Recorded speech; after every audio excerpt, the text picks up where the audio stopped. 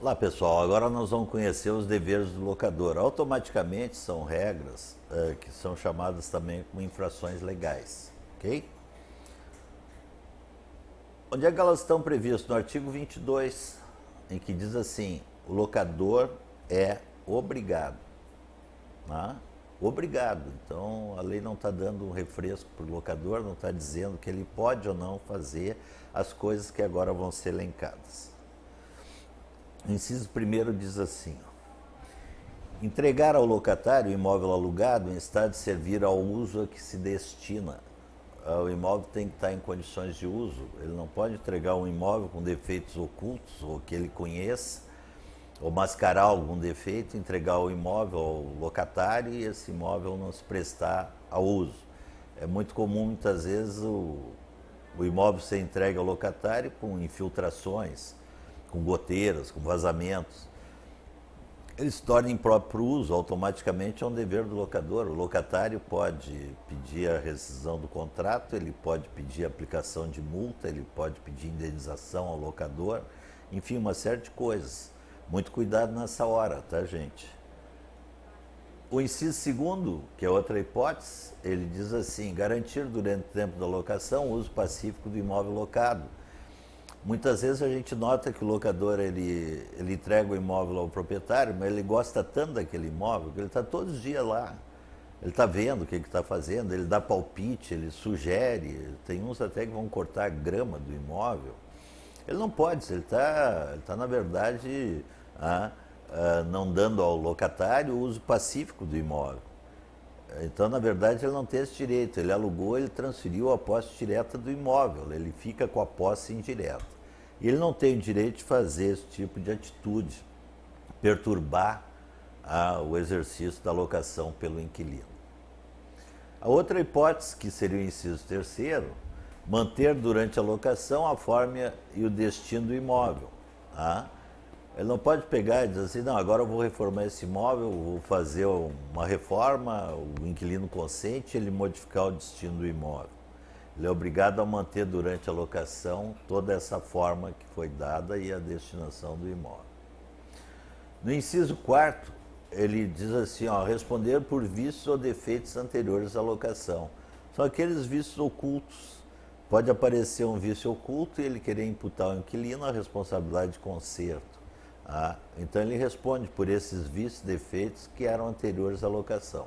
Ou seja, o prédio já tinha e ele tendo conhecimento, ou mesmo não tendo conhecimento, esses defeitos apresentaram. O inciso quinto trata da chamada vistoria, né? Fornecer ao locatário, caso ele solicite, descrição minuciosa do estado do imóvel quando da sua entrega, com expressa referência, eventuais defeitos existentes. A lei ela dá a possibilidade de fornecer ao locatário caso ele solicite. A gente já sabe que a vistoria do imóvel já está fazendo parte integrante do contrato de locação. Normalmente, quando se faz o contrato de locação, se faz a vistoria assinada pelo locatário e pelo fiador, se essa for a modalidade de garantia, se entrega ao inquilino. A lei dá essa possibilidade como facultativa, só se o inquilino solicitar. O inciso 6, fornecer ao locatário recibo discriminado das importâncias por ele paga, proibida a quitação genérica. Então, tudo que for cobrado do inquilino tem que ser discriminado. Se não for discriminado, nós vamos lá para o artigo 44, que diz assim, constitui crime de ação pública punível com detenção de 3 meses a 1 ano, que pode ser substituído por prestação de serviços à comunidade. Recusar-se o locador ou o sublocador nas habitações coletivas e multifamiliares a fornecer recibo discriminado do aluguel em encargos. Então o recibo tem que constar valor do aluguel tanto, valor do IPTU tanto, valor do seguro tanto, valor da taxa condominial tanto. Esses valores têm que ser totalmente discriminados. O inciso 7, pagar as taxas de administração imobiliária. Quem contrata a imobiliária para administrar o imóvel é o locador, não é o inquilino. Se houver. E também as de intermediações. Se a imobiliária cobra lá o primeiro mês de aluguel do locador, é do locador, jamais seria do inquilino. Nessas compreendidas as despesas necessárias à aferição da idoneidade do pretendente ou do seu fiador. A chamada ficha cadastral, nós não podemos cobrar do inquilino a ficha cadastral. Ok? Seria uma cobrança indevida. Quem deve pagar isso é o próprio locador. Normalmente está embutido naquele primeiro mês de locação, né? Também é dever do locador pagar os impostos e taxas e ainda o prêmio de seguro complementar contra fogo, que incidam ou venham a incidir sobre o imóvel. Agora aqui tem uma vírgula e eu negritei, salvo disposição expressa em contrário no contrato. O contrato pode imputar esse dever de pagar impostos e taxas de prêmio de seguro ao inquilino, porque a lei autoriza com esse salvo. A princípio, se no contrato não constar isso, que é a obrigação do inquilino esse pagamento, essa obrigação é do locador, ok? Por dispositivo legal. Então, o contrato, como já dissemos, pode estipular o pagamento desses acessórios. No inciso 9, diz assim: exibir ao locatário, quando solicitados, comprovantes relativos às parcelas que estão sendo exigidas. Pode vir lá no recibo discriminado, IPTU, o inquilino pode chegar para a imobiliária e dizer assim, eu quero o comprovante do pagamento desse IPTU. Aí é necessário que se apresente ao inquilino esse comprovante de pagamento desses acessórios, ou de qualquer outra taxa que está sendo cobrada. E no inciso 10, assim, pagar as despesas extraordinárias de condomínio. Bem, a lei de incorporações e o próprio Código Civil não relacionam que sejam despesas ordinárias e extraordinárias de um condomínio. Vocês veem, a gente vai encontrar aqui na lei do inquilinato, no 8245, a discriminação do que sejam essas despesas. As despesas extraordinárias, parágrafo único, do condomínio se entende aquelas que não se refiram a gastos rotineiros de manutenção do condomínio, especialmente. Agora a lei vai numerar quais são essas despesas. A. Obras de reforma ou acréscimo que interessem a estrutura integral do imóvel. Sempre que houver uma obra, uma reforma, um acréscimo que interessa a estrutura integral do imóvel, a responsabilidade é do proprietário. B. Pintura das fachadas em penas, postos de areação, iluminação, bem como das esquadrias externas. Também são obrigações do proprietário efetuar esses pagamentos, né? Fachada, tudo bem, a gente sabe o que é. E o que seria em penas, hein? Vamos descobrir? São as fachadas laterais cegas da edificação, lateral dos prédios voltados para a vizinhança. Eu fiz questão de buscar esse conceito de empenas, porque a gente fica vendo isso e o que seria empenas. Vamos clarear, né? O posto de areação seria aquele posto de luz ou de ventilação, e bem como de iluminação. E as esquadrias externas, não é dado ao inquilino pagar a pintura de esquadrias externas do prédio. É obrigação do proprietário. Que mais que é despesa extraordinária? Obras realizadas a repor as condições de habitabilidade do edifício. Além disso, há indenizações trabalhistas e previdenciárias pela dispensa de empregados ocorridas em data anterior ao início da locação. Então, no momento que você celebra um contrato de locação, se já tiver uma ação trabalhista, essa indenização não pode ser cobrada do novo inquilino.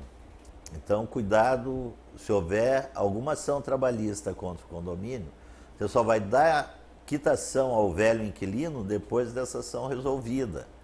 Senão vai ficar uma pendência que o proprietário vai ter que pagar, e não o novo inquilino. Então, muito cuidado, eu estou chamando a atenção para essa questão trabalhista, que ela normalmente é séria. O ideal seria uma cautela do próprio inquilino antes de alugar o imóvel e ver se existe alguma ação trabalhista lá contra o condomínio, né? Até para ele poder se eximir no contrato de locação da existência dessa ação trabalhista.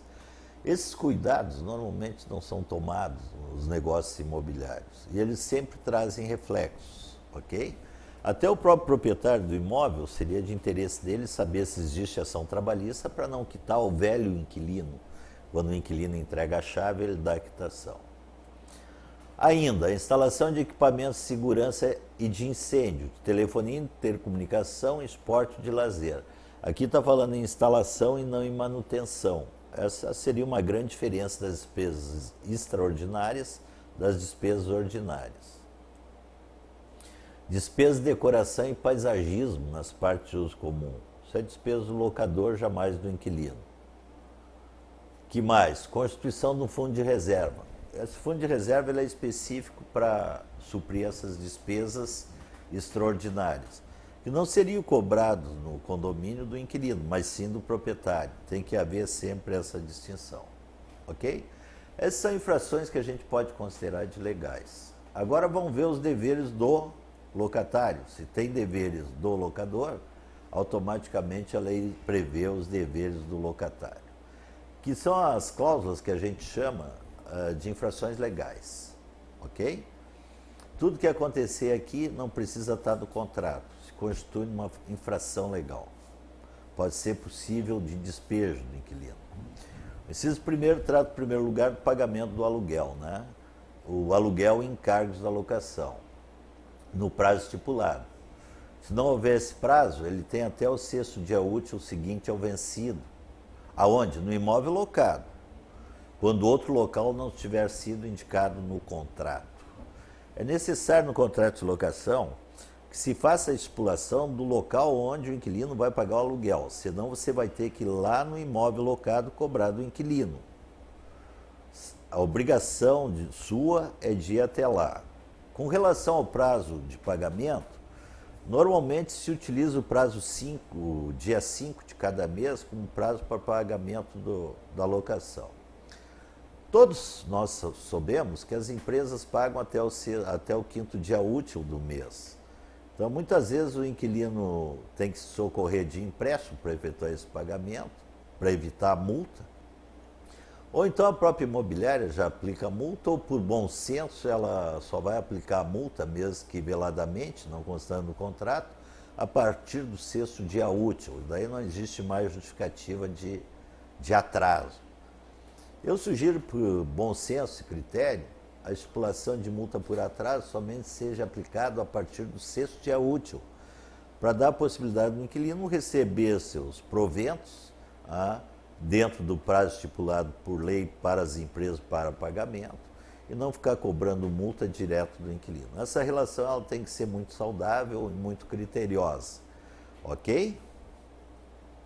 O inciso segundo, por sua vez, é assim: serviços do imóvel para uso convencionado presumido, compatível com a natureza desse, com o fim a que se destina, devendo tratá-lo com o mesmo cuidado como se fosse seu. É aquela hipótese que eu aventei já mais de uma vez, de se fazer aquelas vistorias eventuais no imóvel, né, mediante prévia combinação com o inquilino.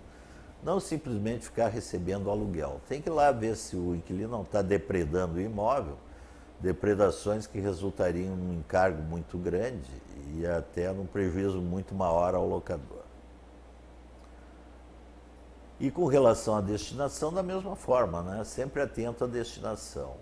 Em locações residenciais, eu costumo nominar as pessoas que vão residir no imóvel. Fulano de tal e sua família, mulher, filho, tal. Já coloca o nome de todo mundo ali para evitar aquela superpopulação, né? Às vezes a família do cara aumenta excessivamente.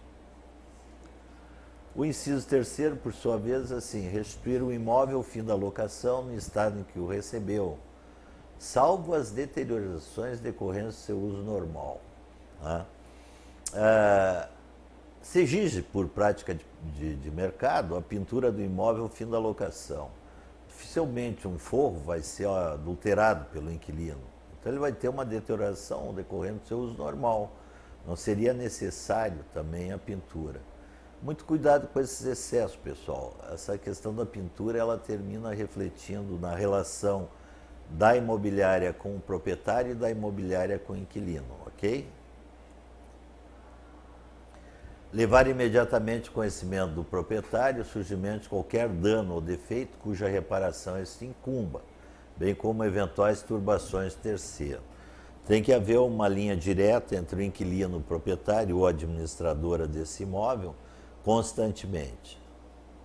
Artigo 5º. Inciso 5º.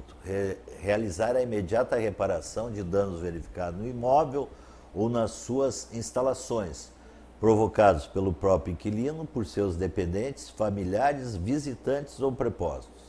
Então, no momento que o inquilino recebe alguém na sua casa, no seu apartamento locado, ele é responsável por todos esses atos que essas pessoas pratiquem. Eu costumo sugerir que no contrato de locação se coloque uma cláusula de responsabilidade civil, imputando ao locatário essa responsabilidade civil por atos de terceiro. Outra obrigação do inquilino é modificar a forma interna ou externa do imóvel sem o consentimento prévio por escrito do locador. Tem gente que adora derrubar uma parede, né, mesmo que não seja possível, ou que o imóvel não suporte isso. Isso é uma infração contratual. Independentemente do prazo de locação, se o inquilino assim proceder, o proprietário pode pedir o seu despejo imediato por infração contratual. Isso ele estando em dia com a locação ou o prazo de locação não vencido. Imputar a ele esse conserto dessas alterações feitas.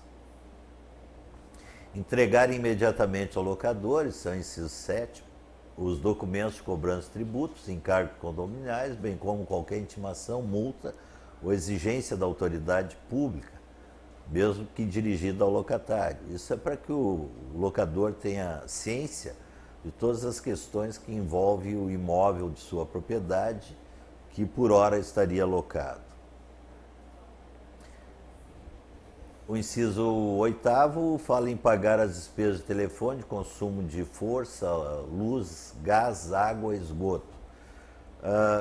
Nós temos nos deparado com uma situação meio análoga. Tem algumas concessionárias que não cortam a luz e ficam meses e meses luzes pendentes em nome do antigo inquilino. E o novo proprietário dá sequência àquela relação do antigo inquilino com a concessionária, e ela, para fazer a ligação de luz em nome do novo inquilino, exige a quitação de um débito anterior que não pertencia ao novo inquilino. Tá? Então, sempre que se romper uma locação, tenha cuidado de pedir a quitação dessas concessionárias de serviço e o desligamento desse serviço, sob pena de sobrar para quem? Para o proprietário do imóvel o pagamento disso. Ok? E depois de dada a quitação ao inquilino, dificilmente se buscaria isso. O artigo 9º diz assim, nos casos de venda, promessa de venda, cessão, promessa de cessão de direitos, o locatário tem preferência em adquirir o imóvel, devendo o locador lhe dar a ciência por escrito. Aqui já trouxe um pouquinho da preferência. Mas o inciso 9 diz assim, permitir a vistoria do imóvel pelo locador ou por seu locatário, mediante combinação prévia de dia e hora, bem como admitir que o mesmo seja visitado e examinado por terceiros na hipótese do artigo 27. Agora vamos para o 27.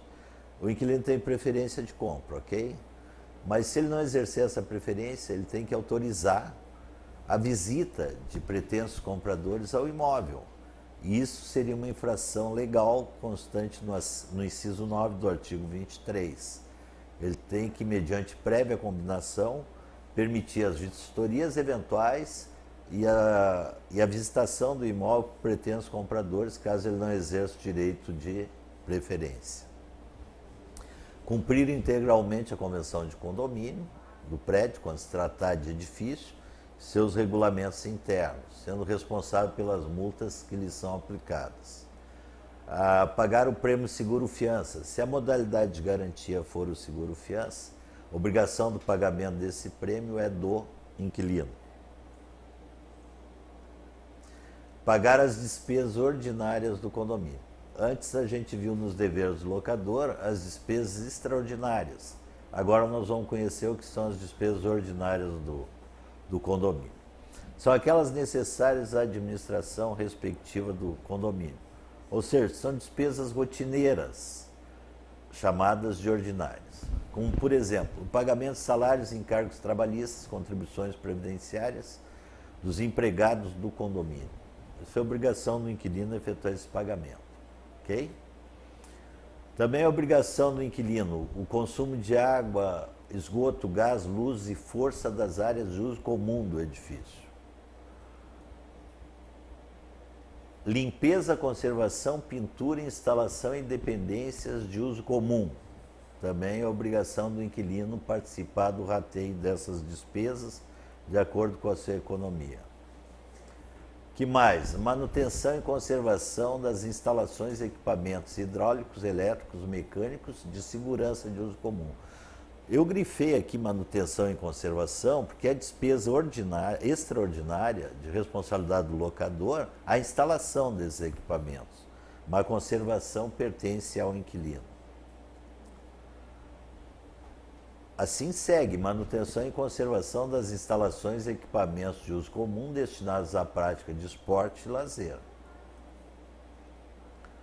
Manutenção e conservação das instalações do equipamento de uso comum das áreas de esporte e lazer, bem como a conservação e manutenção de elevadores, porteiros eletrônicos, antenas coletivas, se for o caso. A instalação é do proprietário, a manutenção e conservação é do inquilino. É considerado uma despesa ordinária. Pequenos reparos nas dependentes instalações elétricas, hidráulicas e de uso comum.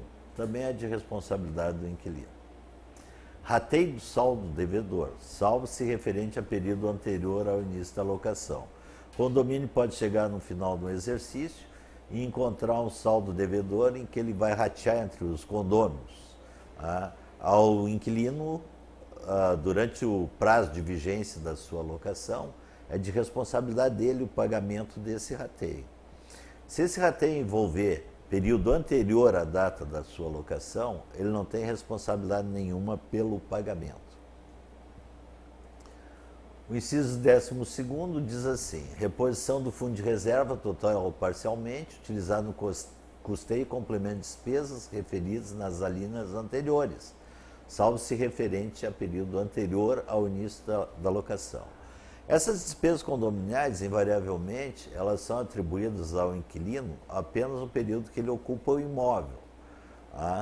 Então, se seria uma despesa que foi gerada durante um ano, a responsabilidade dele seria pro rata, seria uma despesa proporcional ao tempo que ele ocupou. Jamais uma despesa que se estenderia antes ao período de locação. O artigo 25 diz assim: atribuído ao locatário a responsabilidade pelo pagamento de tributos, encargos e despesas ordinárias do condomínio, o locador poderá cobrar tais verbas juntamente com o aluguel do mês a que se referiram. Ou seja, não deixar para o inquilino ir lá pagar os tributos, encargos e despesas ordinárias do condomínio. Ele paga junto com o aluguel, que seriam os chamados demais acessórios. Agora, no parágrafo único tem uma regra interessante, principalmente relativa ao IPTU.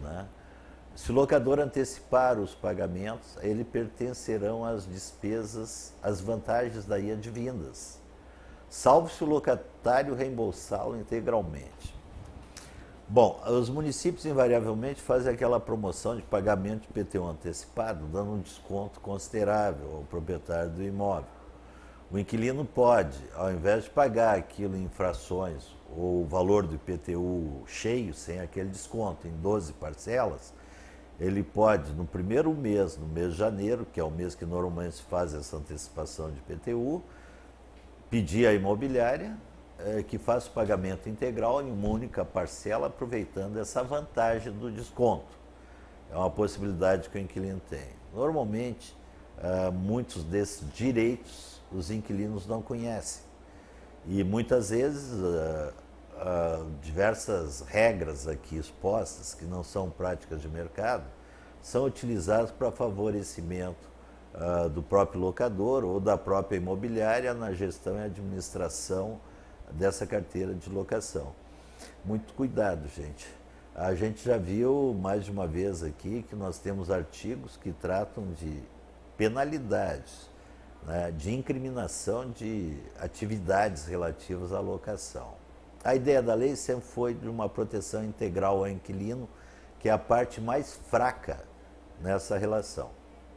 Ok? Agora nós vamos partir para um assunto muito polêmico e muito maltratado, que seria o direito de preferência do locatário. Tá? Então, quando é que o locatário tem direito de preferência na aquisição do imóvel e como ele exerce esse direito de preferência? Durante a minha vida profissional, já me deparei com diversos fatos em que esse direito de preferência é muito maltratado. Vamos ver? Vamos para a prática. Ele está no artigo 27, que diz assim: na venda, promessa de venda, cessão, promessa de cessão de direitos ou dação em pagamento, o locatário tem preferência de adquirir o imóvel locado em igualdade de condições com terceiros, devendo o locador dar-lhe conhecimento do negócio mediante uma notificação, que pode ser judicial, extrajudicial ou outro meio de ciência inequívoco. Outro meio de ciência inequívoco seria ele dar preferência de compra ao inquilino com comparecimento de duas testemunhas, certificando que essa preferência foi dada, ou atestando. Então, as hipóteses são de venda, de promessa de venda e seus derivados, e dação em pagamento.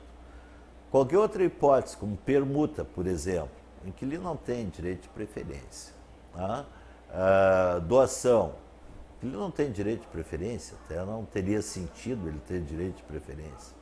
Mas no caso mais específico assim da permuta, ele não tem esse direito de preferência. O parágrafo único diz assim: a comunicação deve conter as condições do negócio. Esses são os requisitos da preferência. Você mandar uma cartinha para o inquilino dizendo: o imóvel que você está alugando está sendo vendido pelo valor de tanto. Lhe interessa? Daí o inquilino escreve ali embaixo: não interessa por qualquer motivo. Você preteriu ele se não preencher esses requisitos. Quais são os requisitos? A condição do negócio, em especial o preço, a forma de pagamento, a existência de ônus reais sobre o imóvel, se tiver, bem como o local e o horário em que ele pode examinar a documentação pertinente ao negócio. Se a preferência, se a opção de compra que você está mandando para o inquilino não tiver esses requisitos, é o mesmo que você não dá a preferência de compra para ele. Ele foi preterido no seu direito. Ok? O artigo 28 diz assim: você dá preferência de compra para o inquilino, ele tem um prazo para se manifestar. E a lei determina que esse prazo é de 30 dias. O direito de preferência do locatário caducará se não manifestar de maneira inequívoca sua aceitação integral à proposta no prazo de 30 dias. Você tem que notificar ele judicialmente, extrajudicialmente ou de forma inequívoca com duas testemunhas. Da mesma forma, o inquilino tem que dar o pontapé inicial para fechamento desse negócio e a compra desse imóvel.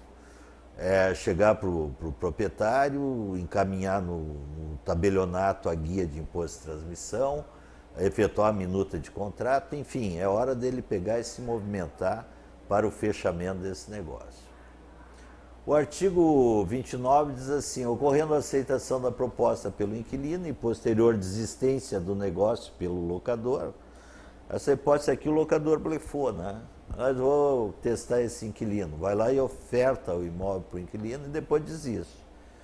Ele é responsável pelos prejuízos ocasionados, inclusive lucros cessantes. Ou seja, gera direito à indenização. A própria proposta feita pelo locador ao inquilino já vai gerar a ele um direito de indenização. O artigo 30 diz assim: estando o imóvel sublocado em sua totalidade, caberá a preferência ao sublocatário, em seguida ao locatário. Então, se o locatário sublocou, ele não tem direito de preferência. Quem tem primeiro é o sublocatário. Se o sublocatário não quiser, daí tem o locatário. Se forem vários sublocatários, a preferência caberá a todos em comum ou a qualquer deles se só um for o interessado. Pode-se comprar isso de forma condominial. E o parágrafo único diz assim: havendo pluralidade de pretendentes, caberá a preferência ao locatário mais antigo e, se da mesma data, ao mais idoso. Então, o idoso aqui tem preferência de compra, como ao locatário mais antigo ou sublocatário. Ok? O 30 diz assim ainda: em se tratando de alienação de mais de uma unidade imobiliária, o direito de preferência incidirá sobre a totalidade dos bens da alienação. O 32. O direito de preferência não alcança os casos de perda de propriedade ou venda por decisão judicial, bem como permuta, doação, integralização de capital, cisão, fusão e incorporação de empresa. Nesse caso, não existe direito de preferência do inquilino. No parágrafo único diz assim: nos contratos firmados a partir de outubro de 2001, isso seria uma forma de se corrigir uma alteração feita em 2004 na Lei do Inquilinato, pela Lei 10.931. O direito de preferência que trata esse artigo não alcançará também a constituição de propriedade fiduciária, a perda de propriedade ou venda por qualquer forma de realização de garantia, inclusive leilão extrajudicial, devendo essa condição constar expressamente em cláusula contratual, destacando-se das demais por apresentação gráfica, ou seja, faz uma cláusula bem grande. Mas isso seria só nos contratos firmados a partir de 1º de outubro de 2001, que é o caso dos contratos que estão em vigor, né? Aqui alcançaria bastante também a questão das hipotecas, dos leilões extrajudiciais que são feitos e principalmente também na alienação fiduciária. Agora vamos para o artigo que resume tudo isso, que é o artigo 33. Vamos fazer uma leitura bem pausada dele para que você entenda. O inquilino preterido no seu direito de preferência poderá reclamar do alienante perdas e danos. Então, qualquer inquilino que não for dado a ele direito de preferência, ele pode reclamar perdas e danos. Aí, na sequência, ali vem um ou. Ou ele reclama perdas e danos, ou então ele deposita o preço e as demais despesas do ato de transferência e vai haver para ele o imóvel locado. Ele entra judicialmente com o depósito do valor que o novo proprietário pagou pelo imóvel, né? Deposita lá o valor de custas, ITBI, honorários, tudo aquilo, deposita em juízo, é meu imóvel. Agora tem umas condições aí: se ele requerer um prazo de 6 meses a contar do registro no registro de imóveis. Registrada a compra do novo proprietário, ele tem 6 meses para entrar com depósito da quantia integral.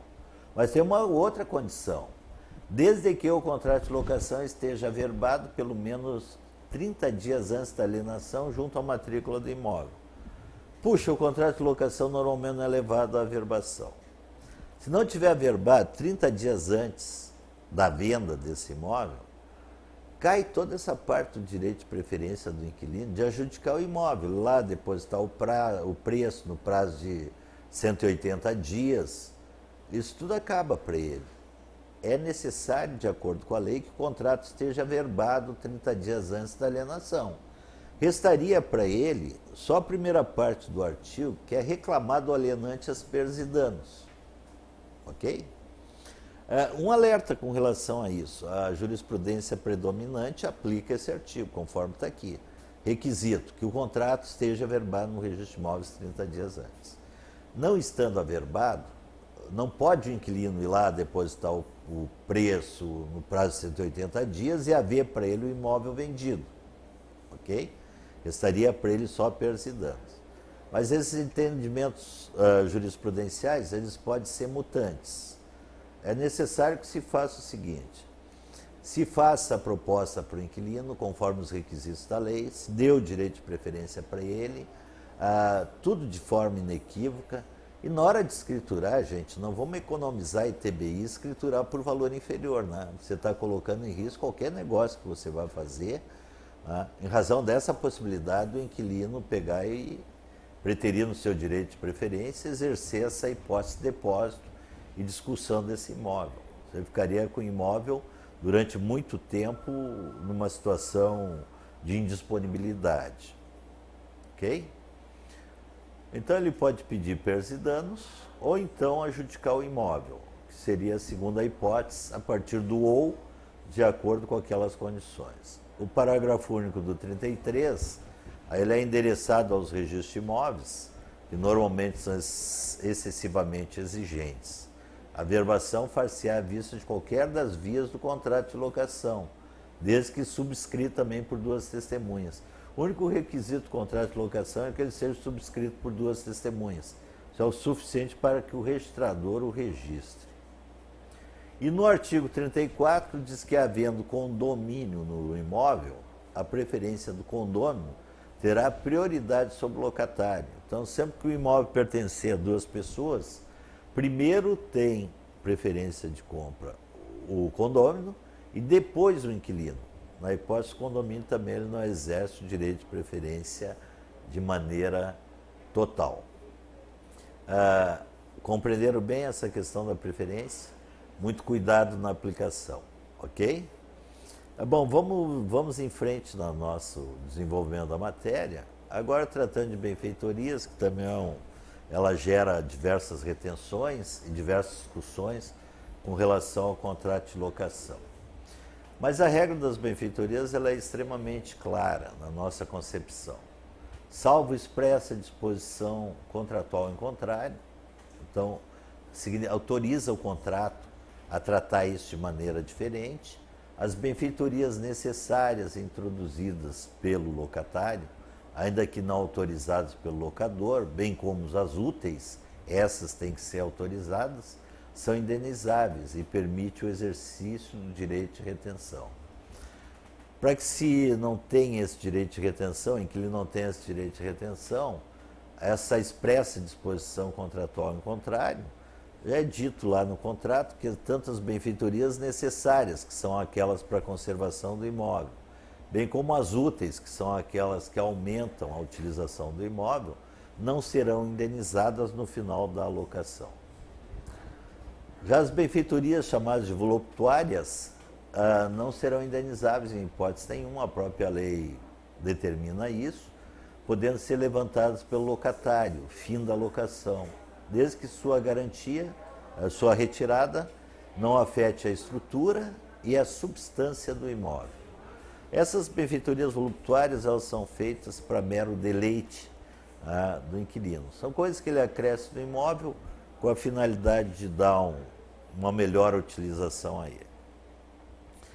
Bem, pessoal, essa parte aí que eu incluí deveres, obrigações de locador e locatário, bem como o chamado direito de preferência, e a questão relativa às benfeitorias, que geram diversas demandas, ela tá cumprida. Agora, a nossa parte seguinte seria uma das partes fundamentais de todo contrato de locação, que são as chamadas garantias locatícias. Muito obrigado.